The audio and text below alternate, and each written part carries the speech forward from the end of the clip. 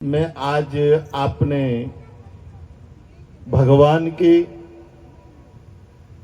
आज रुक्मिणी विवाह की कथा शायद हो गई कि होनी है, होगी। भगवान श्री कृष्ण की बाल लीलाओं का आपने अभी तक श्रवण किया होगा कि भगवान श्री कृष्ण इस धरती पर आए। यादा यादा ही धर्मस्य ग्लानि भवति भारतः, यानी जब जब धर्म की हानि होगी और अधर्म बढ़ेगा उस समय प्रभु अवतार धारण करके उस अधर्मियों का हनन करेंगे और धर्म की स्थापना करेंगे। जिन भगवान ने इस दुनिया में कोई कॉलेज नहीं पढ़ा, कोई डिग्री प्राप्त नहीं की और केवल चराई तो क्या, गाय चराई, धेनु चराई। इस दुनिया में दो ही जगत गुरु हुए हैं, कृष्णम वंदे जगत गुरु, यानी गाय चरा चरा के जगत गुरु बन गए। लोग कहते हैं क्या है, तो गोड़ो है, गोड़े रे हाथ में गेडी है, धन तो धनियोरो है। परंतु भगवान श्री कृष्ण एक ऐसे ग्वाले हुए हैं जिन्होंने गौ माता को अपना इष्ट, अपना आराध्य, अपना आधार समझा। भगवान कृष्ण ने ये कहा कि अगर मुझे कोई बुलाना चाहता है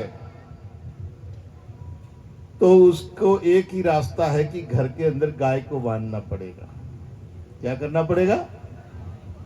गाय। जिस घर में गाय होगी तो गाय का दूध भी होगा, और दूध होगा तो दही भी होगा, और दही होगा तो मक्खन भी होगा, और जहां मक्खन होगा वहां कन्हैया होगा। अगर आप अपने घर में कन्हैया को बुलाना चाहते हो तो मक्खन रखिएगा, पर कन्हैया भैंस का मक्खन नहीं खाता है। किसका खाता है? हाँ, देसी गाय का ही मक्खन खाता है।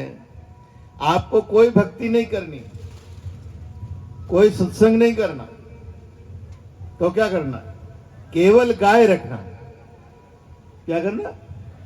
गाय रखना और गाय की भक्ति करना। गाय की भक्ति कैसे होती है? आरती लेके, अगरबत्ती लेके घुमाने से। तो यानी उसको सुबह, दोपहर, शाम खूब हाथ फेर फेर के और खूब उसको सेवा करें, यानी उसको प्रसन्न करें। उसका चित्त प्रसन्न होगा तो शाम को चर्वी भरेगी। क्या करेगी? चर्वी भर दूध देगी। आजकल लोग गांव में तो अपने जानते होंगे चर्वी को, नहीं तो बाल्टी ही जानते हैं। आपके घरों में चर्वी कितने घरों में? हाथ खड़े करें। अजय तक है, संस्कृति जिंदी है। क्योंकि गाय जब भी दुआरी होती है हमारे सनातन धर्म में और ग्रामीण में, तो चर्वी में ही गाय का दूध दुआ जाता है। बाल्टी नहीं बोला जाता। कहते एडी कहीं चर्वी भरेला, तो वो चर्वी भरने का मतलब है कि गाय का दूध चर्वी में दूना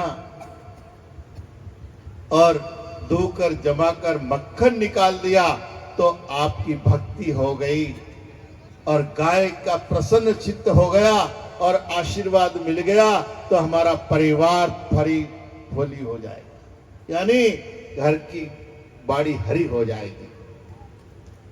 क्योंकि गौ माता का आशीर्वाद ही इस दुनिया में प्रत्यक्ष है। देवता जैसे ब्राह्मण भूदेवता है, यानी इस भूमि का देवता ब्राह्मण है, और वो ब्राह्मण लूला, लंगड़ा, अंधा, कोढ़ी, कलंकी कैसा भी है, फिर भी पढ़ा लिखा अनपढ़ वो पूज्य है। यानी वो पूजन करना है तो ब्राह्मण देवता का। किसका? पूजन है तो ब्राह्मण देवता का है, और सेवा है तो गौ माता की है। अगर दुनिया में अगर कोई सेवा ही करना चाहता है तो गौ माता की सेवा करे, और पूजन करना चाहता है तो ब्राह्मण का करे, तो उसका कल्याण हो जाएगा। और कोई देवताओं की आवश्यकता नहीं है। एको साधे सब सदे, और सब साधे सब जाए। इसीलिए हमारे राजा महाराजा इन दो देवताओं की सेवा करते थे। जितने भी रावड़े ठाकुर साहब होते थे, और आज भी ठाकुर ब्राह्मण का बड़ा सम्मान करता है, और ब्राह्मण की सेवा करता है, पूजन करता है। क्यों करता है? क्योंकि वो क्षत्रिय ही जानता है वास्तविकता में कि ब्राह्मण क्या चीज है, ब्राह्मण के शब्दों का क्या मोल है, और उनके शब्दों की क्या कीमत है। क्योंकि ब्राह्मण किसको कहते हैं? ज्ञानी। ज्ञानी है जिन पर भगवान की कृपा है, और भगवान ब्राह्मण की बात को नहीं टालता है, क्योंकि जगत गुरु ब्राह्मण है।